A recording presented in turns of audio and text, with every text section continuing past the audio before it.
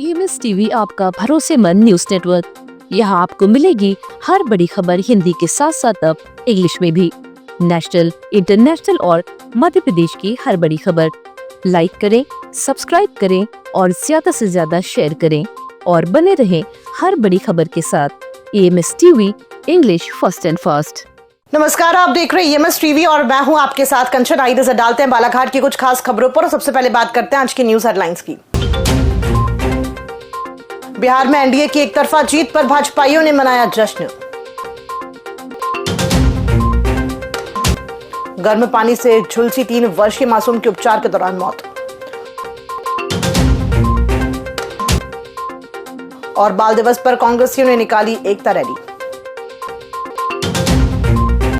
आइए अब बढ़ते हैं खबरों की ओर। बिहार विधानसभा चुनाव का 14 नवंबर को परिणाम घोषित किया गया, जिसमें भाजपा समर्थित एनडीए की एकतरफा जीत होने पर जिला भाजपा कार्यालय में जमकर जश्न मनाया गया। भाजपाइयों ने ढोल नगाड़ों की धुन पर जमकर थिरकते हुए मिठाइयां बांटकर जीत की बधाई दी गई। इस दौरान मध्य प्रदेश पिछड़ा वर्ग कल्याण आयोग सदस्य मौसम हरिन खेड़े ने कहा कि प्रधानमंत्री नरेंद्र मोदी व गृह मंत्री अमित शाह व जेपी नड्डा जी के कुशल नेतृत्व व रणनीति का परिणाम है कि बिहार में परिश्रम की पराकाष्ठा के साथ ये परिणाम हासिल किया है। उन्होंने एनडीए की बिहार में सरकार बनाने के लिए बहुमत को लेकर जनता का आभार जताया है। जनता पार्टी के नेतृत्व की एनडीए की सरकार बनाने के लिए बिहार की जनता ने दिया है। हम जनता के जनादेश को शिरोधार्य करते हुए इसी बात के लिए आश्वस्त करते हैं कि सुशासन बिहार की जनता को मिलेगा और जिन संकल्पों के साथ, जिस प्रण के साथ वहां पर संकल्प पत्र जारी हुआ है, अक्षरशः उसका पालन होगा और एक नया बिहार, विकसित बिहार के साथ माननीय नरेंद्र मोदी जी का नेतृत्व और बिहार के नेतृत्व डबल इंजन की सरकार से आने वाले 25 से 30 जो 5 वर्षों का समय है, बिहार में एक नई सौगातों।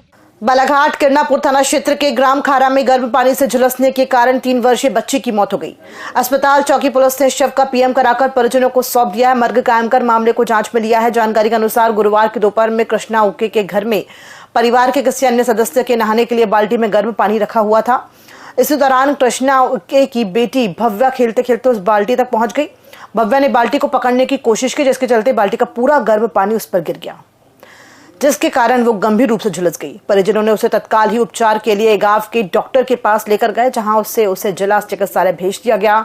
जिला अस्पताल में गुरुवार की देर रात्रि भव्या के उपचार के दौरान मौत हो गई। शुक्रवार को पुलिस ने पंचनामा कार्यवाही का शव का पीएम कराकर परिजनों को सौंप दिया। मर्ग कायम कर मामले को जांच में लिया है। तहरीर प्राप्त हुई। तहरीर प्राप्त होने पर परिजन आए नहीं थे समय पे। दूसरे गांव के परिजन लोग थे, रिश्तेदार, उनके परिजन आते तक समय लग गया, तो इसलिए कल कार्रवाई नहीं हुई। आज दिनांक को उनके परिजन आए हैं। आज शव का पीएम होगा। पीएम होने के बाद में डायरी तैयार करके थाना किरणापुर क्षेत्र की है तो थाना किरणापुर डायरी भेज दी जाएगी। अगली कार्रवाई वहां से होगी। मध्य प्रदेश शासन आशा उषा सहयोगिनी कार्यकर्ता संगठन के द्वारा आशा कार्यकर्ताओं व आशा सहयोगी दीदी को 4-5 माह से वेतन नहीं मिलने पर शीघ्र वेतन दिए जाने सहित अन्य मांगों को लेकर 14 नवंबर को सीएमएचओ कार्यालय पहुंचकर सीएमएचओ डॉक्टर परेश उपल्लव को ज्ञापन सौंपा गया। इस दौरान संगठन के पदाधिकारियों ने बताया कि आशा व सहयोगी दीदी को ड्रेस की राशि दी जाए और हर माह की 5 तारीख को भुगतान निश्चित किया जाए। उन्होंने अस्पताल में प्रकरण लाने पर सर्जन द्वारा आशाओं के माध्यम से हितग्राहियों से पैसे की मांग करने की जानकारी भी सीएमएचओ को देते हुए पहले जिला अस्पताल की व्यवस्था सुधारे जाने की मांग भी की गई है। हम मुख्यालय इसीलिए आए हैं कि हमारी समस्याएं पहले से ये है कि जुलाई से हमारा कोई आशा पर्यवेक्षक लोगों का मानदेय नहीं डला है, इसलिए आए थे। और फिर ये जो हमारी आशाओं को बोलते हैं कि प्राइवेट में केस क्यों ले जाते हैं, तो हम वही सीएमओ सर से करने कि पहले जिले की व्यवस्था सुधारें कि यहाँ पर सर्जन लोग पैसा मांगती हैं, आशाओं के माध्यम से पैसा मंगवाती है और आशाओं का नाम सामने करते हैं और खुद पैसे लेने में रहती हैं। तो जब तक जो नहीं देते, गरीब लोग पैसा नहीं दे पाते, तो उनके केसों को ध्यान नहीं देते। तो ऐसे में हितग्राही क्या करेगा, फिर मरने देगा क्या अपने परिवार को? इसलिए फिर उठा के प्राइवेट में केस लेके जाते हैं। यहाँ पर घंटों से केस पड़े रह जाते हैं, जो पैसा नहीं देता तो यहाँ सर्जन कोई ध्यान नहीं देते। और दीपावली चलेगी, रक्षाबंधन चलेगी, दीपावली चलेगी, जितने त्यौहार आ रहे हैं पूरे ऐसे ही जा रहे हैं। और हमारी आशा कार्यकर्ता यहाँ वहाँ से ब्याज ला रही है और कोई दे रहा है, कोई नहीं दे रहा है। और बहुत परेशानी का समाधान कर रही है और झेल रही है। और इस कारण से हमने सोचे कि हम चलो सीएमओ ऑफिस जा कर के ज्ञापन दे दें, जिससे हमारी समस्या का समाधान हो जाए। और हमारी आशाओं के साथ बहुत सारी समस्या खड़ी हो रही है। जैसे केस लेकर के बालाघाट आते हैं हॉस्पिटल, तो वहाँ पे हितग्राही का 4 घंटे भी नहीं रहता और बिल्कुल मैडम से बात करो, और उसके बाद में जब उनका काम अच्छा हो जाता है तो वो आशा को फंसाने देते हैं। ये और सबसे बड़ी मुसीबत वाली बात है। और मुसीबत में तो मतलब पूरी आशा ही मुसीबत में, गाँव में भी जैसे गए तो हितग्राही मतलब परेशानी करेंगे।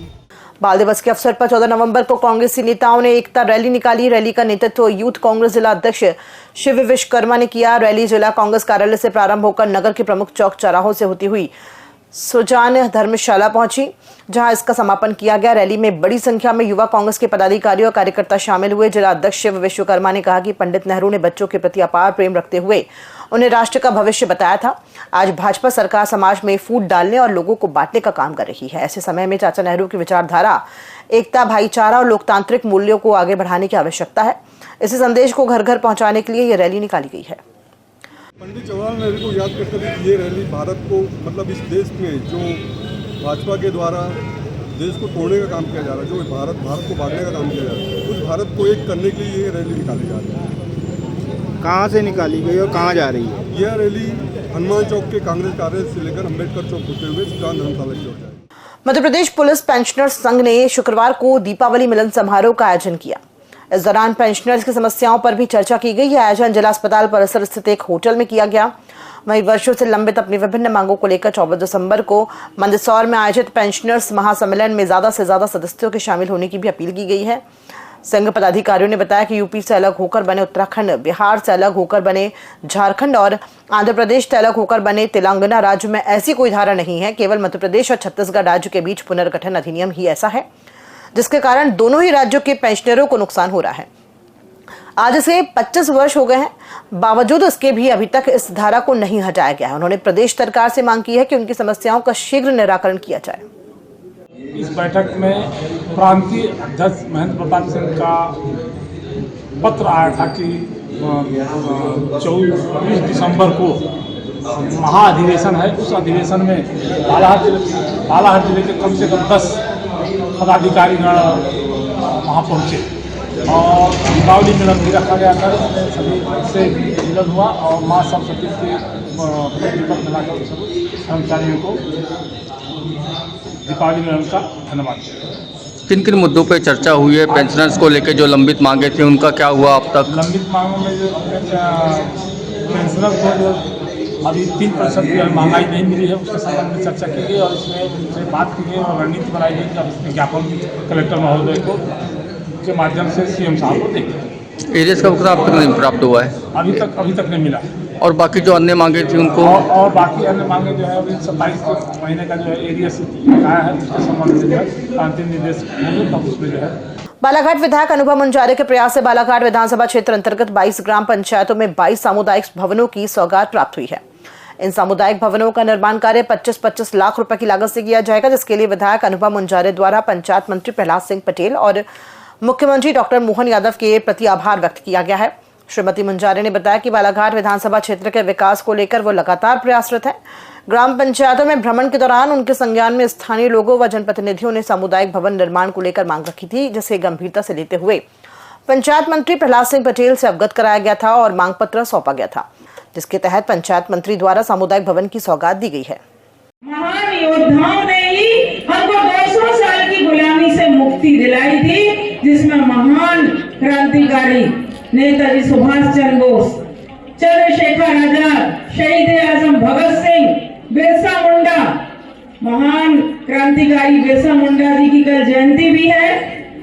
तो बिरसा मुंडा, तात्या टोपे, टंट्या मामा, वीरांगना रानी लक्ष्मीबाई, वीरांगना रानी अवंतीबाई, अशफाक उल्लाह खान। नगर के शांतिनाथ दिगंबर जैन मंदिर के सामने 7 दिवसीय धार्मिक अनुष्ठान भी श्री सिद्ध चक्र महामंडल विधान का आज कलश यात्रा के साथ शुभारंभ हुआ। लामता के शांतिनाथ दिगंबर जैन मंदिर के सामने विधानाचार्य अंकित भैया जी भिलाई के सानिध्य में 7 दिवसीय श्री 1008 सिद्ध चक्र महामंडल विधान का भव्य आयोजन 14 नवंबर से 20 नवंबर तक होने जा रहा है। इस भव्य आयोजन में एक साथ सभी साधर्मी बंधु श्री सिद्ध परमेष्ठियों की पूजन भक्ति आराधना करते हुए अर्घ्य और श्रीफल समर्पित करेंगे। पुजार्जक परिवार सिंघई राकेश कुमार, शुभम कुमार जैन और समस्त सिंघई परिवार के सौजन्य से होने जा रहा है। 7 दिवसीय धार्मिक अनुष्ठान का शुभारंभ शुक्रवार 14 नवंबर को घट यात्रा, मंगलाचरण और ध्वजारोहण के साथ हुआ।